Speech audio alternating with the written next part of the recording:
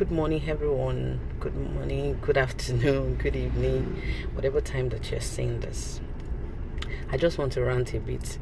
I'm not sure I've ever done this, but I'm sort of disturbed in my spirit, and I just want to talk about it. When I was doing my Bible study this morning, I read the story of Naaman. How the maid that came to his house was actually a human angel. And by the way, I got this from my open heaven while I was studying this morning. So this is a human angel in his life. And while meditating on this story, I realized that it is very possible that Naaman would have missed out on that blessing if his wife has mistreated that maid in any way. Imagine if the wife was cruel towards her, or is not a nice person to her. She could as well not bother about the boss getting healed. She would have just had it's none of her business. If he wants to die as a leper, that's his business, And thinking about this, women, let's try and show empathy, show love, be kind. Be kind to your neighbor. When the Bible says, love your neighbor as yourself, your maids are part of your neighbor. Your neighbor is not just your next door neighbor or a friend of yours that you know very well. So like I was saying, it's not just someone that you know, someone that you love. Your neighbor, your maid is part of the people that you are expected to love and care for. You're expected to love the way you love yourself. The things that you know that you cannot take as a person, don't do it to them. Don't. Be kind to them. They are humans like you and I. Be kind to them. Show love. Show empathy. If you are scolding, scold from the place of love.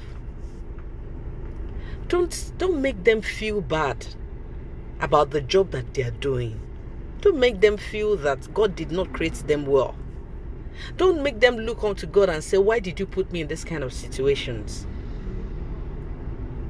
Please, let's try and do better. I try to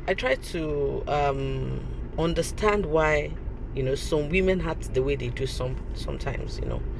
The way they treat other people. They treat their maid, especially their maid, the way they treat their maids. And I'm like, maybe it's the way they were also treated. Maybe it's because all of these things, we learn it from one person or the other. They have probably been treated in a bad way, or they have probably seen their own parent treat their maid when they were younger. They have probably seen their parent treat their maid in a bad way. That's why, That's why I always tell people that you really do not need to tell children what to do. They see what you do and they will act out exactly what you do. That's what they will do. You don't need to say much. They learn more from what they see than what you tell them. So please, I just want to beg us, please, let's do better. I know that we can do better. Let's do better. This really touched me so much because I have lived with people before that I do not know from Adams. But I can tell you for free, they treated me well. I can't lie. They treated me well. Very well. They treated me as their own child. They treated me with care and love. This is not to say that, when I do things that are wrong as a child, they didn't scold me. Of course they did. They scolded me. But with love. That even me, I will know that thing I did, is really bad. It's really wrong. They scold me when it is necessary. But they treated me well. They never maltreat me in any way. So please, women, let's do better. Let's do better. Let's care for other people. Let's show them love.